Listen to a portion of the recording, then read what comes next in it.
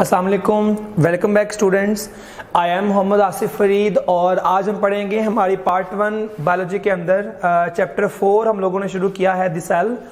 और आज का जो टॉपिक है हमारा वो है लाइसोसोम्स और हमने इसके अंदर इसको शुरू किया था। प्रीवियस लेक्चर के अंदर जो है हम पढ़ चुके हैं कि जो लाइसोसोम्स हैं वो सिंगल मेम्ब्रेन बाउंड स्ट्रक्चर्स हैं जिनके अंदर आपको मिलते हैं एंजाइम्स मिलते हैं, एंजाइम रिच ये आपके पास जो है वो सैक्स हैं। फिर हमने पढ़ा उन एंजाइम्स का नाम आपको याद है, एसिड फॉस्फेटेज है, हाइड्रोलिटिक एंजाइम्स हैं। फिर सीखा हमने कि what are the primary lysosomes, तो हमने वहां बात की कि वो लाइसोसोम जो गोल्जी अपरेटस से अभी इमीडिएटली बर्ड ऑफ करेंगे they are called as primary lysosomes. फिर आपने उसके बाद जो है वो लर्न किया कि जो आपके पास लाइसोसोम है इनका फंक्शन क्या है। तो हमने सीखा कि ये इन्वॉल्व हैं इंट्रा सेल डायरेक्शन में, एक्स्ट्रा सेल डायरेक्शन में, और फिर हमने बात की कि वो इन्वॉल्व हैं ऑटोफेगी में। तो ये हमने उनके फंक्शंस पढ़े थे। तो आज का हमारा जो पार्ट है वो हमारे पास है स्टोरेज डिजीज। तो अगर हम बात करें स्टोरेज डिजीज की तो इसका नाम बता रहा है कि ये ऐसी डिजीज है जो किसी चीज के स्टोर होने की वजह से जो है वो डिजीज होगी।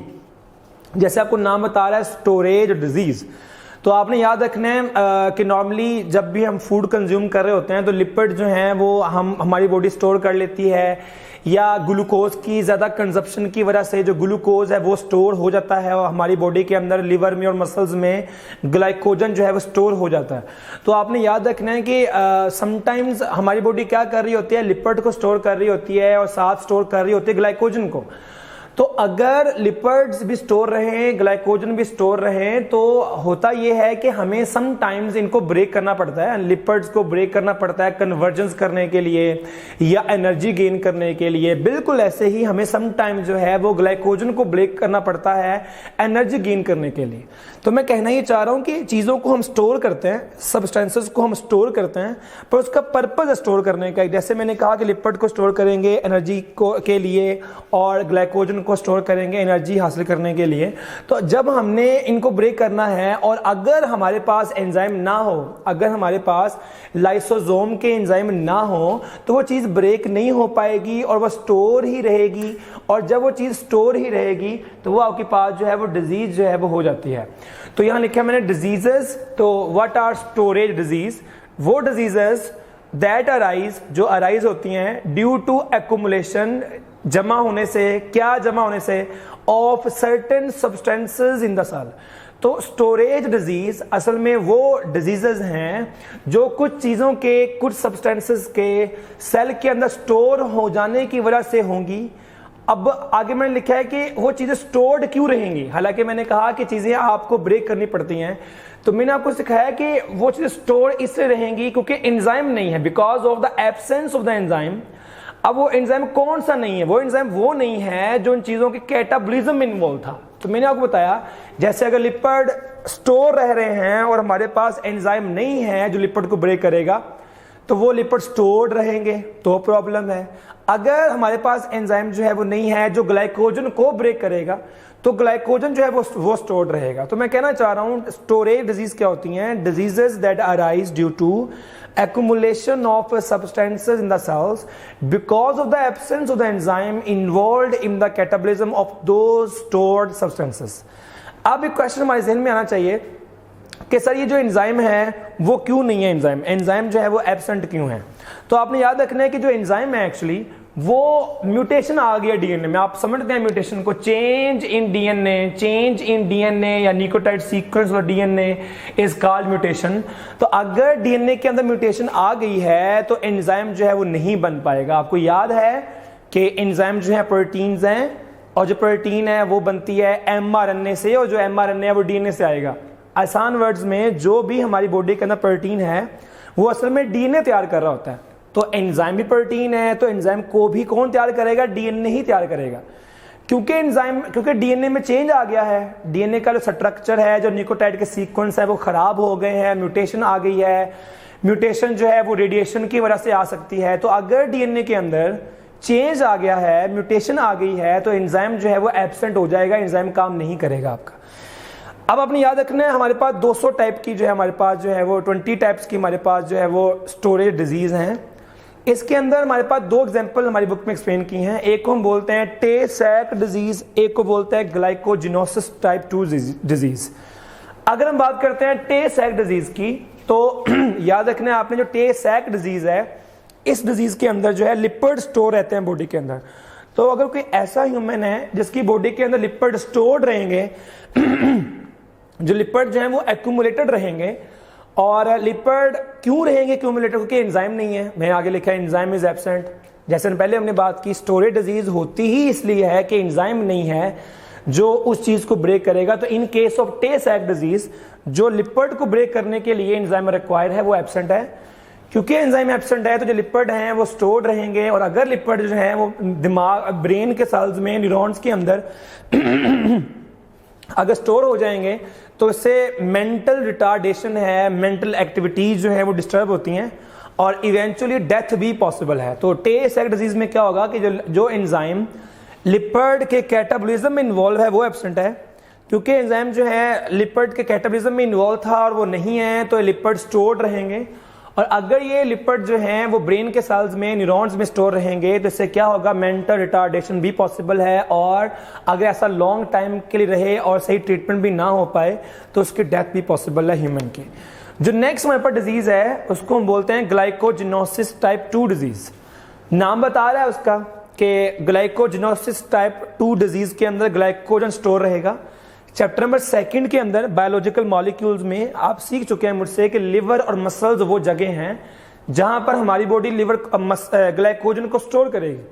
तो अगर एंजाइम जो है जो कि ग्लाइकोजन के ब्रेकेज में, डीकम्पोजिशन में इन्वॉल्व है, अगर वो एंजाइम एब्सेंट रहेगा तो क्या होगा, जो लिवर हैं और जो मसल्स हैं वो भर जाएंगे ग्लाइकोजन से, और डिजीज हो जाएगी जिसको बोलते हैं ग्लाइकोजिनोसिस टाइप 2 डिजीज। ठीक है, तो लिवर और मसल जो है वो भर जाएंगे ग्लाइकोजन के साथ। ठीक है, तो ये हमारा पार्ट था अबाउट अ स्टोरेज डिजीज। तो हमने क्या सीखा, तो हमने पहले डिफाइन किया कि स्टोरेज डिजीज जो है वो होती क्या है। तो मैंने आपको सिखाया कि वो डिजीज जो आपके पास एक्यूमुलेशन ऑफ सर्टेन सब्सटेंसेस से होगी, और ऐसा क्यों होगा, वो चीजें स्टोर क्यों रहेंगी, क्योंकि मैंने कहा कि उसके अंदर एंजाइम जो है वो एब्सेंट रहेगा। तो अगर एंजाइम एब्सेंट रहेगा तो वो चीजें ब्रेक नहीं कर पाएंगी और डिजीज हो जाएगी। फिर आपको मैंने सिखाया कि वो एंजाइम क्यों नहीं है।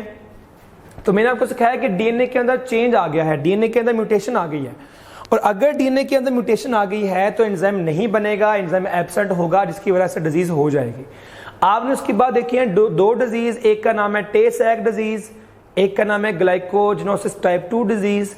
टे सैक डिजीज में लिपिड स्टोर रहेंगे बॉडी के अंदर, और अगर ये ब्रेन सेल्स के अंदर स्टोर रहेंगे तो इससे जो है मेंटल रिटार्डेशन और डेथ पॉसिबल है। फिर आपने सीखा ग्लाइकोजिनोसिस में क्या होगा, ग्लाइकोजन जो है वो लिवर और मसल्स में स्टोर रहेगा, क्योंकि एंजाइम जो है जो इनके अंदर इन्वॉल्व नहीं है।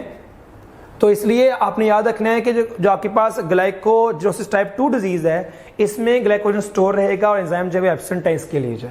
अगर हम लास्ट पार्ट की तरफ जाएं तो हमारा जो लास्ट पार्ट है आज का, हमारा नेक्स्ट टॉपिक है, वो आपके पास है पेरोक्सिसोम्स। तो पहले पढ़ा है आपने लाइसोसोम, अब हम पढ़ रहे हैं पेरोक्सिसोम्स। याद रखना है आपने, डी ड्यूव और को-वर्कर, इन साइंटिस्ट ने वर्क किया था पेरोक्सिसोम का, और इन्होंने लिवर सेल्स में से इनको अलग किया है, आइसोलेट किया है। अगर हम बात करें पेरोक्सिसोम की, तो ये भी like the lysosome single membrane bound organelles हैं जिनके अंदर एंजाइम भरे हुए हैं। तो जो पेरोक्सिसोम होते हैं ये सैक्स हैं, ये थैलियां हैं जो रिच हैं विद द ऑक्सीडेटिव एंजाइम, जैसे कि पेरोक्सीडेज और कैटालेज। तो आपने याद रखना है जो हमारे पास पेरोक्सिसोम है, एक्चुअली ये भी जो है वो थैलियां हैं, ये भी जो है वो एंजाइम से भरी हुई सैक्स हैं।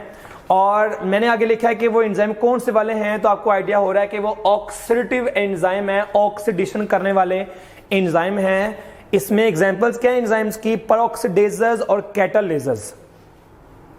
आगे आते हैं, आगे मैंने लिखा है कि सिंगल मेम्ब्रेन बाउंड ऑर्गेनेल्स हैं, जैसे कि मैंने स्टार्ट में कहा कि लाइसोसोम और जो पेरोक्सिसोम हैं ये बिल्कुल एक जैसे हैं, मतलब कि ये दोनों सेल मेम्ब्रेन, दोनों के अंदर सिंगल मेम्ब्रेन बाउंड ऑर्गेनेल्स हैं, और दोनों के अंदर जो है वो एंजाइम्स रिच होते हैं, और ये लाइसोसोम के अपने एंजाइम हैं और इसके जो है वो अपने एंजाइम हैं। हमारा नेक्स्ट पॉइंट है इसके डायमीटर जो है, तो वो छोटे से आपके पास माइक्रो बॉडीज होते हैं, ये 0.5 माइक्रोमीटर जो है इसका डायमीटर है। तो हम बात कर रहे हैं पेरोक्सिसोम की, डी ड्यूव और को-वर्कर्स ने इनको लिवर सेल्स में आइसोलेट किया था। फिर आपने सीखा कि लाइक द लाइसोसोम, ये जो है वो सिंगल मेम्ब्रेन बाउंड स्ट्रक्चर्स हैं। और हमने देखा कि इन सेक्स के अंदर जो है वो एंजाइम भरे हुए हैं जिनको हम बोलते हैं ऑक्सीडेटिव एंजाइम्स। उनके अंदर आपको मिलते हैं पेरोक्सीडेजेस और कैटालेजेस। फिर आपने देखा ये सिंगल मेम्ब्रेन बाउंड है। और फिर हमने बात की अबाउट डायमीटर। हमारा लास्ट पॉइंट फंक्शंस क्या हैं इसके। तो पेरोक्सिसोम जो इनका फंक्शंस क्या हैं, दो तरीके से आपको शॉर्ट आता है बोर्ड में। एक आता है why peroxisome is named so far, उनका नाम ये क्यों पड़ा है। और दूसरा क्वेश्चन जो है वो है फंक्शंस ऑफ पेरोक्सिसोम।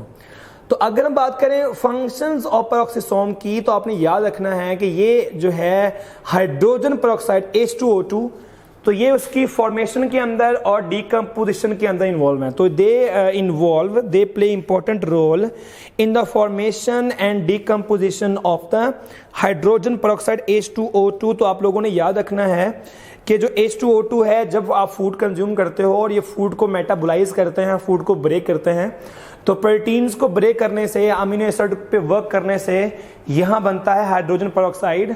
और ये जो H2O2 है ये ऑक्सीडाइजिंग एजेंट है, स्ट्रॉन्ग ऑक्सीडाइजिंग एजेंट है, तो आपको इसको ब्रेक करना पड़ता है। तो जो पेरोक्सिसोम है वो जब वो काम करते हैं तो उनके उन रिएक्शंस के अंदर इंटरमीडिएट के तौर पर जो है वो ये बनते भी हैं और फिर इनको ब्रेक भी करते हैं। तो हम बात कर रहे थे about the function of peroxisome. तो ये आपका शॉर्ट क्वेश्चन के अंदर है कि जो पेरोक्सिसोम है इनका नाम ये क्यों पड़ा है या इनके फंक्शन जो है वो क्या हैं। तो हमने सीखा कि साइंटिस्ट ने वर्क किया इसके ऊपर। फिर हमने सीखा कि इनके अंदर जो है वो एंजाइम्स कौन से हैं। फिर हमने बात की इनका डायमीटर कितना है और फिर हमने बात की फंक्शन के बारे में। तो आज हमने क्या सीखा, आज हमारा टॉपिक था स्टोरेज डिजीज का। हमने सीखा कि स्टोरेज डिजीज बोलते हैं उस डिजीज को जो किसी चीज़ों के, किसी मॉलिक्यूल्स के, सब्सटेंसेस के स्टोर होने की वजह से डिजीज होंगी, उनका नाम है स्टोरेज डिजीज। फिर आपको मैंने सिखाया है वो चीज़ें स्टोर्ड ही क्यों रहेंगी, क्योंकि आपके पास एंजाइम नहीं है जो उन चीज़ों को ब्रेक करने में इन्वॉल्व है। तो अगर आपके पास एंजाइम नहीं है जो इन चीज़ों को ब्रेक करेगा, तो वो जो चीज़ें हैं, वो जो सब्सटेंसेस हैं, स्टोर्ड ही रहेंगी, leading to the formation cause of the storage disease. फिर आपने सीखा वो एंजाइम क्यों नहीं है। तो मैंने आपको बताया कि म्यूटेशन आई है डीएनए में जिसकी वजह से एंजाइम जो है वो एब्सेंट है। फिर हमने सीखा कि दो टाइप्स कौन सी वाली हैं, टे-सैक डिजीज जिसमें लिपिड स्टोर रहेंगे, ग्लाइकोजिनोसिस टाइप 2 डिजीज जिसके अंदर जो है ग्लाइकोजन लिवर और मसल में स्टोर रहेगा। और फिर हमने लास्ट पार्ट में सीखा था अबाउट द पेरोक्सिसोम। तो ये हमने देख लिया कि किन साइंटिस्ट ने वर्क किया है और इसमें एंजाइम्स कौन से वाले हैं और इसका जो है वो फंक्शन क्या है। That was all about my lecture. Wish you all the best. Allah Hafiz.